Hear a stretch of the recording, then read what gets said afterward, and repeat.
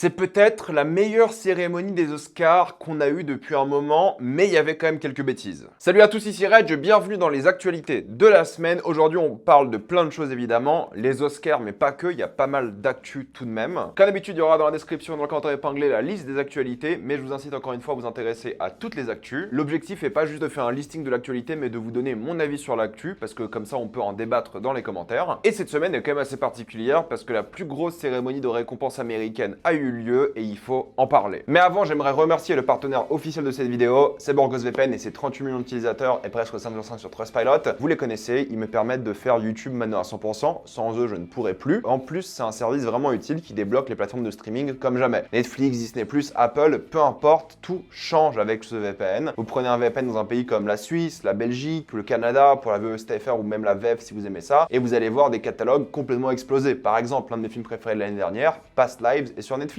Dans certains pays, Dune est sur Netflix alors que c'est difficile de l'avoir chez nous. Sur Disney+, vous avez The Marvels que vous n'avez pas vu en salle. Vous avez Pauvres créatures sur Disney+, aussi, l'un des meilleurs films de cette année déjà. Vous avez Napoléon sur Apple TV+, et vous pouvez même avoir Max en avance. Il y a plein de pays, je crois, comme l'Espagne, la Scandinavie ou même des pays d'Europe de l'Est qui ont Max. Donc si vous voulez pas attendre, vous pouvez déjà avoir accès à l'une des meilleures plateformes de streaming. Vous pouvez aussi avoir accès à YouTube sans publicité, ça change la vie. Pareil, vous prenez YouTube Premium dans un pays où ça coûte beaucoup moins cher, la Turquie, ou alors un pays de l'Union Européenne, en Europe de l'Est, où c'est moins cher, l'Inde, l'Argentine, bref, YouTube sans publicité, ça change la vie. Vous serez en plus grande sécurité qu'un VPN, que ce soit Wi-Fi, de l'université, de la bibliothèque, l'hôtel ou même chez vous. Vous pouvez partager un compte avec 7 personnes au total, c'est disponible sur tous vos appareils préférés, c'est super simple d'utilisation, en quelques clics c'est fait sans aucun problème. Vous pouvez essayer par vous-même car vous êtes satisfait ou remboursé sous 45 jours et vous avez une assistance technique en français 24h7. Utilisez le lien dans la description, dans le commentaire épinglé afin de vous abonner à BorgosVPN et bénéficier de 4 ans de réduction plus 4 mois gratuits. Foncez sur l'offre. Concernant les Oscars, c'est vrai que déjà nous avons suivi la cérémonie ensemble sur Twitch. Je pense que comme beaucoup de youtubeurs, on s'était tous trompés sur l'heure. On pensait tous que ça allait commencer à 2h du matin, mais ça a commencé à minuit. Donc on est resté en live de 23h à 4h du matin pour ceux qui étaient là. Merci. C'était mon plus gros live, donc je suis grave content. Et j'essaie de faire de plus en plus de live. Mais le truc, c'est que en vrai, regarder autant de films, autant de séries et faire des vidéos, même maintenant que je suis à temps plein, c'est un peu compliqué. Mais vous inquiétez pas, je vais peut-être refaire des lives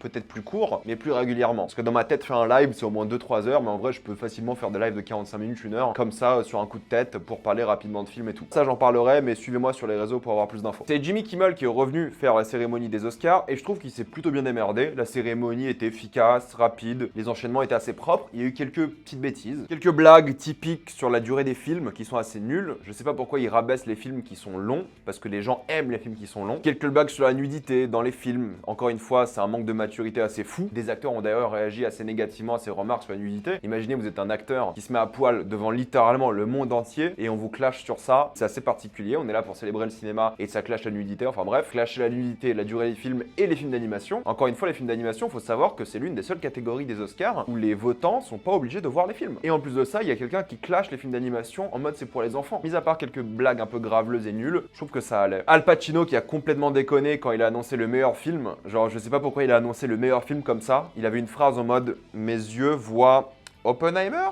Tu sais, genre, il avait le doute et tout le monde était en mode donc c'est Oppenheimer qui a gagné. Est-ce qu'il allait annoncer la liste des nommés avant? Qu'est-ce qui se passe? Et ensuite, ils ont mis la musique et tout le monde s'est réjoui, mais il y avait un moment de blanc quand même qui était assez rigolo et assez gênant à la fois. Donc il a un peu déconné, mais bon, c'est pas grave, c'est Al Pacino, on le pardonne. Mais moi, ça m'a fait rire en live d'ailleurs. J'ai trouvé le cirage de pompe de chaque acteur pour chaque récompense d'acting assez maladroit et assez inintéressant. Je préfère vraiment qu'ils mettent des extraits des acteurs dans le film en question plutôt que les anciens vainqueurs, même si c'est cool de les voir, viennent, fassent un speech sur eux. Enfin, c'est bon quoi. Même si c'est ton pote ou pas, peu importe, montre des extraits du film, c'est bien plus parlant que toi qui viens parler du gars quoi. J'ai trouvé ça un peu nul et lent et long aussi d'ailleurs. Il y a un journaliste de Canal qui a fait une mauvaise blague sur Navalny alors qu'il vient de décéder et que son documentaire de l'année dernière avait gagné un Oscar et juste après que le documentaire sur l'Ukraine ait gagné un Oscar, très inapproprié d'après moi. Le speech de Jonathan Glazer qui a parlé de la Palestine est visiblement absent des canaux officiels des Oscars sur les réseaux. Il y a plein de plateformes qui le repartagent, mais l'Académie n'a pas repartagé son speech parce que le speech est critiqué d'antisémite alors que c'est absolument faux. Le speech de Jonathan Glazer n'était pas du tout antisémite, c'est juste qu'il y a un lien très concret avec son film, La Zone d'intérêt, et ce qui se passe à Gaza. C'est juste ça. Et le gars a fait le rapprochement logique à faire, et du coup l'Académie, pour l'instant, en tout cas lors du tournage de cette vidéo, n'a pas encore repartagé son speech sur les réseaux, alors que tous les autres speeches ont été partagés sur la chaîne YouTube par exemple. Mais d'ailleurs, je trouvais ça bien que justement les speeches n'étaient pas politiques, sauf pour les films politiques. Tous les films qui ont gagné des récompenses pour leur côté politique, ils ont parlé de politique dans leur speech, logique, normal, c'était le but du film, mais les autres n'ont jamais parlé de politique. Avant, on était habitué aux Oscars très politiques, maintenant c'était pas du tout le cas. Les discours politiques des stars m'ont jamais dérangé en soi, mais je trouve ça plus cohérent et bien que ce soit juste cantonné aux films qui étaient fondamentalement politiques et que les speeches sont en lien avec ça. Tous les autres acteurs, les speeches étaient rapides, des remerciements simples, ça a pas tourné autour du pot, trop bien. Parce qu'en vrai, c'est pas qu'on s'en fout du speech des acteurs, mais c'est bon, les acteurs ils viennent de faire 3 mois de cérémonie, ils en peuvent plus, qu'ils aient gagné ou pas, ils sont contents, mais ils sont fatigués et ça se voit. Donc ils ont juste envie de faire leur petit speech et s'en aller, et tout le monde est allé vite, et ça c'est trop bien. Au final, Messi le chien était présent, et ça c'était trop cool. Je sais pas s'il était physiquement présent, parce qu'ils ont tourné des scènes avec lui avant, en tout cas ils l'ont montré à l'écran, et ça c'est génial. Les chansons étaient assez cool, les 5 ont été diffusées, surtout I'm Just Ken qui a ramené tous les Ken d'ailleurs, plus Slash qui était présent, MDR Slash qui est là, genre au calme. C'est lui qui a fait la guitare sur I'm Just Ken, mais c'est quand même archi drôle de voir Slash ici. La séquence In Memoriam était vraiment pas mal, je trouve assez touchante, émouvante, qui a montré vraiment tous les décès de cette année, c'était assez touchant et bien foutu je trouve. Les passages avec les extraits de films, j'ai trouvé ça parfois assez bien, parfois assez expéditif. Donc au lieu de montrer des passages intéressants, parfois il faisait juste des speeches, et parfois il montrait des vrais passages des films, comme pour la catégorie son, je crois, si je dis pas de bêtises. Là je chipote, mais ça aurait été mieux avec plus de détails de ce point de vue-là. Maintenant pour parler des récompenses, c'est vrai que le gros gagnant a été Oppenheimer, comme prévu avec 7 statuettes, dont meilleur film. C'était mérité, j'en ai déjà parlé, hein. Content pour Cillian Murphy, content pour RDJ, content pour tous les autres qui ont bossé sur le film. Je trouve que tous les Oscars Oppenheimer étaient mérités. Nolan qui gagne, je trouve c'est bien, parce qu'on sait pas si un jour il va refaire un meilleur film qu'Oppenheimer. C'est un peu vrai, mais j'espère qu'il va refaire des films comme ça et pas des films d'action, parce qu'il est bien meilleur dans ce genre de film que des films d'action. Mais je suis content qu'il enfin sa statuette, c'est mérité. Pareil pour Pauvre Créature, qui a eu beaucoup d'Oscars techniques entre guillemets, mais aussi l'Oscar de la meilleure actrice. Oui, j'aurais préféré Lily Gladstone. Oui, bien sûr. Mais Emma Stone n'est pas déméritante pour le coup. Performance incroyable, mais c'est vrai que Lily Gladstone, d'après moi, aurait bien évidemment mérité. Et je l'ai trouvée bien plus impressionnante qu'Emma Stone. J'exagère quand je dis bien plus, mais pour moi, c'était l'année de Lily. C'est pas grave, c'est comme ça. Mais c'est pas non plus un braquage, c'est pas un vol. Très content que Le Garçon et le Héron ait gagné face à Across the Spider-Verse, qui est très bien. Across the Spider-Verse, c'est génial. Mais Le Garçon et le Héron,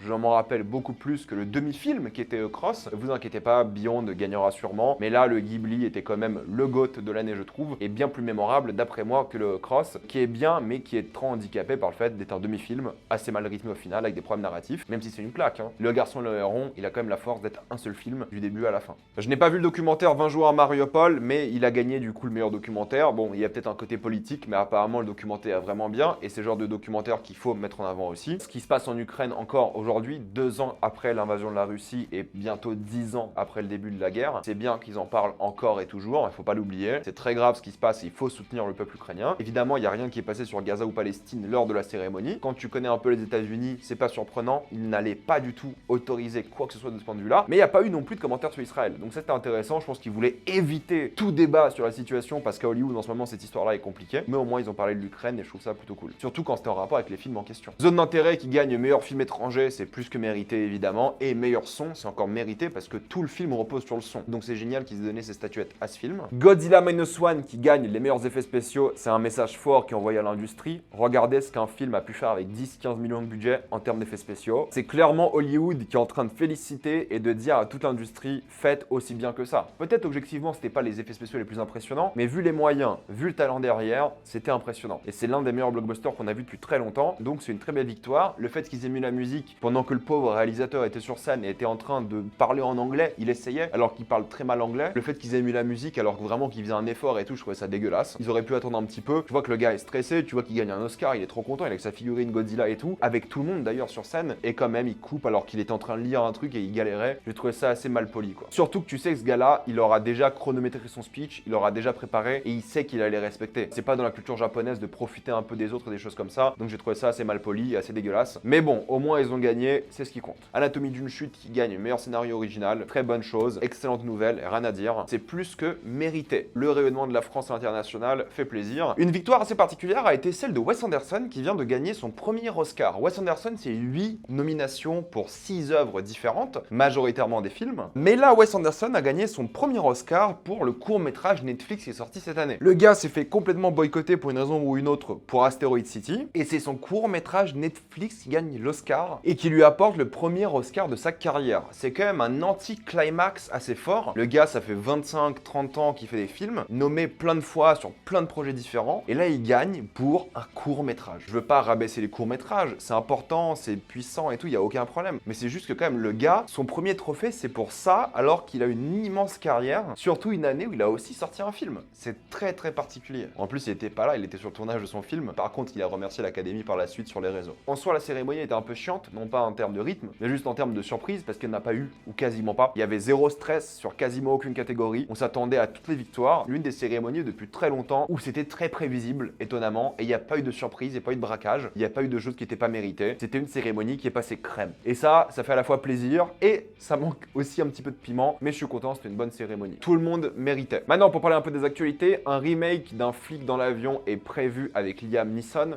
Quel intérêt? Aucun. Liam Neeson est très drôle et remplacer Leslie Nielsen, impossible. Et surtout aucun intérêt. Les comédiens de doublage français ont lancé une pétition pour justement empêcher les IA de les remplacer dans le doublage version française. Vous savez ce que je pense de la VF? Je déteste ça, donc moi de principe je pourrais pas signer cette chose-là parce que je suis contre le concept même de VF. Ça vous le savez évidemment, hein. Mais pour ceux que ça intéresse, vous pouvez aller signer. Ça pose une question assez existentielle parce que j'ai pas envie que mon art soit fait par des machines, même si c'est pas de l'art que moi je consomme, comme la VF. Pour moi la VF c'est tuer l'art de manière générale et je considère pas les comédiens de doublage qui font de la VF comme forcément des artistes. Peut-être ils ont des talents d'artistes, mais je trouve pas l'art de la VF comme un truc artistique. Pour moi c'est la traduction. La traduction c'est pas de l'art quoi. Bref, ça c'est un autre débat, je vais pas rentrer dans ce débat là ici, mais vous pouvez aller signer la pétition si vous voulez. Maintenant il faut se poser la question, si les IA peuvent reprendre les voix à l'identique des Américains par exemple et juste traduire en français avec la même intonation, la même voix, est-ce que c'est pas objectivement mieux? Ça sera sûrement mieux, c'est vrai, mais peu importe, parce que de base, moi quand je vois une œuvre artistique, j'ai pas envie qu'elle soit faite par de l'IA, j'ai envie qu'elle soit faite par un humain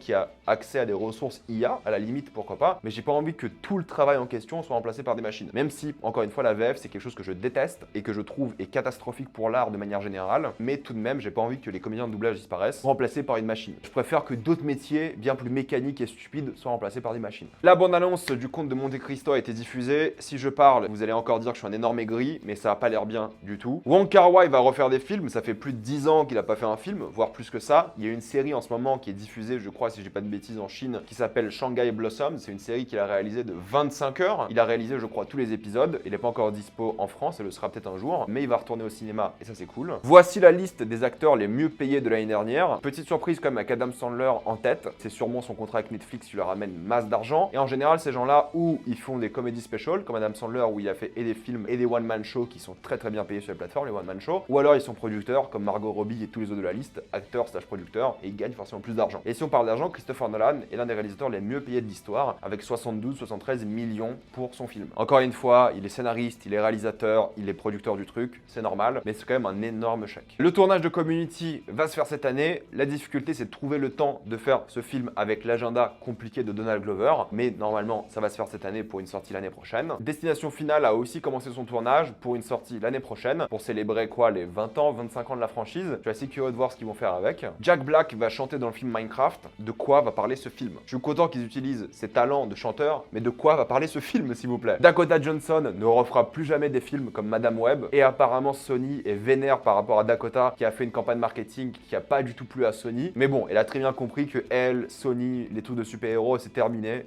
Et elle a raison. Elle a pris son chèque et maintenant elle peut s'en aller. Tant mieux pour elle. Maxine sortira fin août en France. On a enfin une date et je suis content de la voir. Ça fait plaisir. Un remake de Twilight était prévu. Et bien au final, il se fera pas en live action. En tout cas, un remake d'animation est prévu maintenant. Et ça semble être une bonne idée. Un remake live action n'avait pas d'intérêt. En animation, ça peut être rigolo. DreamWorks a diffusé la bande-annonce de Wild Robot. Ça a l'air génial. On dirait un film muet. Mais bon, vu le casting qu'il y a derrière, il sera pas muet. Mais c'est magnifique. Ça a l'air top. J'ai trop hâte de voir ce film. Il sortira en octobre. Si on parle d'animation, Adèle Exarchopoulos fera la VO, et je dis bien la VO, pas la VF, de Vice Versa 2, et va jouer un personnage dans le film, et c'est une très bonne nouvelle qu'une Française joue dans un gros Pixar dans la version originale. En plus, elle joue le personnage d'Ennui, qui s'appelle Ennui en anglais aussi. C'est parfait. Le film Michael Jackson va coûter visiblement 155 millions de dollars, soit le budget de Dune 1, et sera un biopic, comme prévu, très hommage du chanteur. Ça sera une bouse. C'est déjà confirmé que ça sera catastrophique. Budget colossal, ils veulent dépasser le milliard, ils vont parler de rien de polémique et ils vont passer Michael Jackson pour quelqu'un d'innocent, alors qu'on sait pas, au final, ça peut pas marcher. Ça va cartonner parce qu'ils vont faire tout pour être un hommage de la musique et tout, mais en termes de film, ça sera mauvais. Ça sera comme Bob Marley, ça sera comme Bohemian Rhapsody, des catastrophes industrielles qui n'ont aucun intérêt. Un film Watch Dogs est prévu par Mathieu Turi qui a récemment fait Gueule Noire. Écoutez, Watch Dogs, pour moi, ça n'a aucun intérêt en adaptation film. Pourquoi? Parce que Watch Dogs, c'est juste un film de hackers. Ils utilisent la licence pour mieux vendre, mais c'est pas un univers qui est intéressant en soi. C'est juste des hackers. Après, voilà, si ça permet de faire un film de hacker, pourquoi pas, mais franchement, comme ça, c'est pas du tout vendeur. Et les films de hacking, en général, c'est toujours très nul, parce que dès qu'il y a un problème scénaristique, ils ont qu'à hacker un truc et il n'y a plus de problème. Mario 2, ou alors un autre film dans l'univers de Mario, a été confirmé pour avril 2026. J'espère qu'il sera meilleur que le premier, qui était très imparfait et assez décevant. On y croit, en tout cas, c'est toujours Illumination qui va travailler dessus. Dune cartonne énormément au box-office international avec 350 millions. Il a déjà bientôt rattrapé le box-office du premier Dune. 44% de baisse aux États-Unis d'un week-end à l'autre. C'est excellent. Le bouche à oreille fonctionne. Excellent chiffre, excellent box-office. Je pense qu'il va s'arrêter à 600-700 millions. On verra bien. Mais ça commence par un énorme succès pour Dune. La Chèvre, qui a coûté 20 millions de dollars, enfin d'euros, pardon, parce qu'on est en euros là, n'a fait que 150 000 entrées. On sait bien que Danny Boone est bien payé pour ce genre de film, mais 150 000 entrées, c'est catastrophique. Encore une fois, le système français est un peu différent, mais ça reste catastrophique. Et si on parle de catastrophe, Argyle est aussi un énorme flop. Le film ne va même pas dépasser les 100 millions pour un budget de 200 millions. C'est l'un des plus gros échecs récents. Ça, c'est triste parce que le film était sympa. Est-ce qu'il méritait 400-500 millions? Non, mais le film était sympa. Et il sortira, j'imagine, très bientôt sur Apple. Une nouvelle affiche de The Boys a été diffusée avec Make America Super Again. Et ça me fait rire parce que j'avais fait une vidéo à l'époque en disant que Homelander était littéralement Trump. Et tout le monde m'a dit non, mais tu vois la politique dans The Boys, t'as rien compris, Homelander c'est pas Trump. Bien sûr. Vous avez forcé de ouf pendant des années, alors que ça fait des années que je vous dis que ce gars-là c'est littéralement Trump. Et là, vous avez la preuve la plus ultime. Faut être dans un déni total pour pas comprendre que The Boys est une critique de l'extrême droite. Et que de l'extrême droite, même si ça critique un peu les extrêmes de gauche. Mais globalement, c'est une critique de l'extrême droite. La bande-annonce de Fallout a été diffusée. Écoutez, ça a l'air pas mal du tout. Je suis un grand fan des jeux vidéo. Le gros souci que j'ai par rapport à ça, c'est que la série sortira d'un coup.